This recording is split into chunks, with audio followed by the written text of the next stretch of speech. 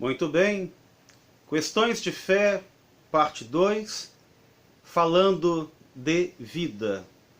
Falando sobre a vida, e a vida é sagrada. E a vida sagrada, ela tem que ser respeitada. Não dá para falar de vida se não falar também daquele que nos proporciona a vida, ou seja, do Criador. Então, para falar de vida do Criador e de toda a sua criação, irei recorrer à Bíblia Sagrada, que está aqui, e também ao Catecismo da Igreja Católica. Esses dois livros, a Bíblia Sagrada, que quer dizer coleção de livros, e mais o Catecismo da Igreja Católica, deveriam ser os nossos livros de cabeceira sempre. A partir daí é que vai acontecendo, né? A partir daí que deriva toda a nossa doutrina. Aos irmãos em Cristo que professam a sua fé em outra denominação religiosa, né? E também estão me acompanhando, agradeço muito, inclusive, recorremos à Bíblia Sagrada como fonte de vida e de inspiração. Bom, então eu começo dizendo que a Bíblia, ela começa no livro do Gênesis com o seguinte texto. No princípio, Deus criou o céu e a terra. Está aqui também no Catecismo da Igreja Católica, o número 279, que vai dizer exatamente o que está lá em Gênesis, né? Com essas solenes palavras, inicia-se a Sagrada Escritura. Inicia com a criação, com a vida. O símbolo da fé retoma estas palavras, confessando Deus Pai Todo-Poderoso como o Criador do céu e da terra. E o livro de Gênesis vai dizer ainda, mais adiante, que tudo que Deus criou é bom. O mundo é bom. As coisas criadas por Deus são boas.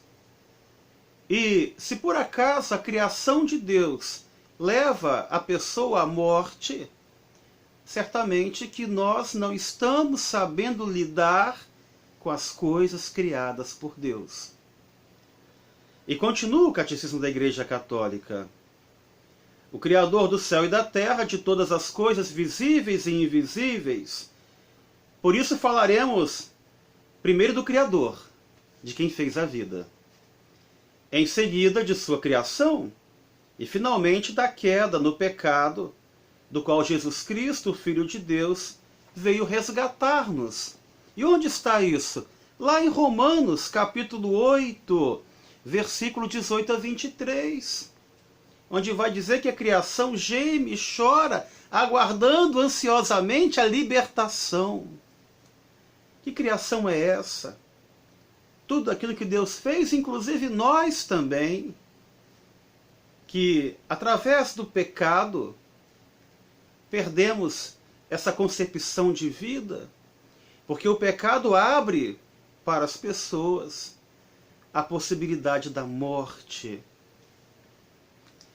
Mas, voltando ao Catecismo, o número agora 282, né, vai dizer para a gente: a catequese sobre a criação se reveste de uma importância capital. Ela diz respeito aos próprios fundamentos da vida humana e cristã, pois explicita a resposta da fé cristã à pergunta elementar feita pelos homens de todas as épocas. Essa dúvida, quem somos, de onde viemos, para onde iremos, não é nova, de todas as épocas. Qual é essa dúvida? Quais são as perguntas? De onde viemos? Para onde vamos? Qual é a nossa origem? Qual é o nosso fim? De onde vem e para onde vai tudo que existe? as duas questões, a da origem e a do fim, são inseparáveis. Ao mesmo tempo que o homem indaga de onde ele veio, por que ele veio, também quer saber para onde ele vai. Essas duas questões são decisivas para o sentido e a orientação de nossa vida. A questão das origens do mundo e do homem é o objeto de numerosas pesquisas científicas que enriqueceram magnificamente nossos conhecimentos. De onde eu vim, para onde eu vou? Ora, amados e amadas, nós viemos de Deus. É para Deus que nós voltaremos.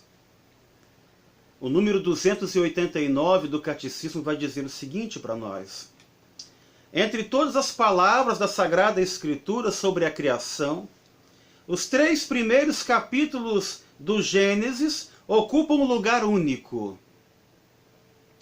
Do ponto de vista literário, esses textos podem ter diversas fontes. Quem passa pela teologia vai dizer que o livro do Gênesis tiveram aí fontes diversas. Por isso que a leitura parece meio repetitiva às vezes. Você lê o relato da origem em mais de uma versão no mesmo livro, devido à fonte do autor sagrado.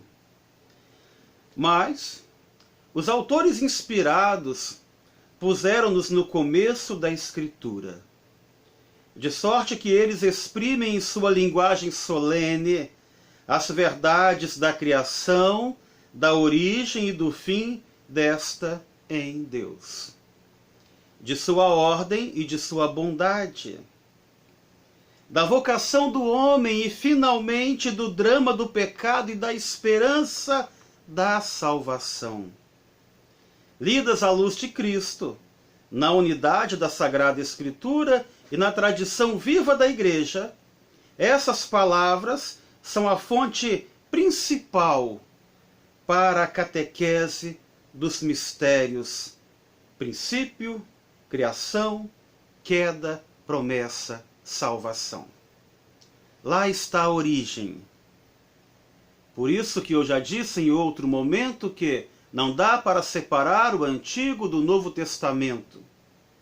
Não dá para ficar baseando fatos presentes em relatos bíblicos lá do Antigo Testamento, porque todo o Antigo Testamento vai encontrar o seu ápice, ele vai encontrar em Cristo Jesus a realização de toda a lei.